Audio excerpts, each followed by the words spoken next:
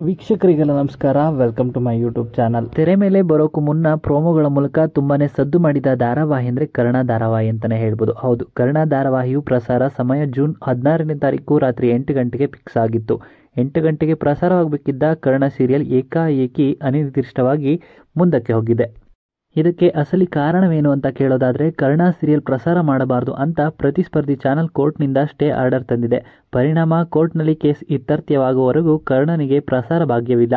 ಈ ಮಧ್ಯೆ ಕರ್ಣನ ಕುರಿತಾಗಿ ಜಿ ಕನ್ನಡ ವಾಹಿನಿ ಪೋಸ್ಟ್ ಒಂದನ್ನು ಹಂಚಿಕೊಂಡಿದೆ. ಹಾಗಾದರೆ ಆ ಪೋಸ್ಟ್ನಲ್ಲಿ ಏನಿದೆ ಅಂತ ನೋಡೋದಾದರೆ, ಕರ್ಣ ಹುಟ್ಟುವ ಮೊದಲೇ ಶಾಪಗ್ರಸ್ತ, ತನ್ನದಲ್ಲದ ತಪ್ಪಿಗೆ ಜೀವನ ಪೂರ್ತಿ ಪರಿತಪಿಸಿದವನು, ಹೆಜ್ಜೆ ಹೆಜ್ಜೆಗೂ ದ್ವೇಷ, ಅಸೂಯೆ, ಹತಾಶೆ, ನಿರಾಶೆ, ನೋವು, ಅವಮಾನಗಳಿಗೆ ಗುರಿಯಾದವನು.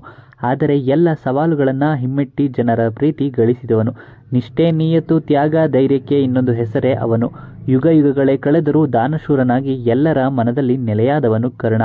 ಕರ್ಣ ಬರೋದನ್ನ ತಡ ಆಗುವಂತೆ ಮಾಡಬಹುದು, ಆದರೆ ಬರೋದನ್ನ ತಡೆಯೋದಕ್ಕೆ ಸಾಧ್ಯವೇ ಇಲ್ಲ. ಇಡೀ ಕರ್ನಾಟಕ ಕಾಯ್ತಾ ಇದೆ ಅನ್ನೋದು ಗೊತ್ತು. ಕೊಟ್ಟ ಮಾತಿನಂತೆ ಕರ್ಣ ಬಂದೇ ಬರ್ತಾನೆ ಶೀಘ್ರದಲ್ಲೇ.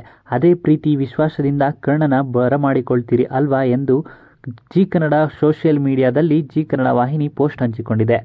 ಕರ್ಣ ಧಾರಾವಾಹಿಯು ತೆರೆ ಮೇಲೆ ಬರೋದು ತಡವಾಗಬಹುದು, ಆದರೆ ಬರೋದು ಖಚಿತ ಅಂತ ಜಿ ಕನ್ನಡ ವಾಹಿನಿಯು ಪೋಸ್ಟ್ ಮಾಡಿದೆ.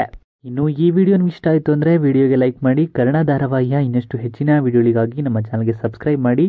ಹಾಗೆಯೇ ನಿಮ್ಮ ಅನಿಸಿಕೆಯನ್ನು ಕಮೆಂಟ್ ಮೂಲಕ ಕಮೆಂಟ್ ಮಾಡಿ ತಿಳಿಸಿ.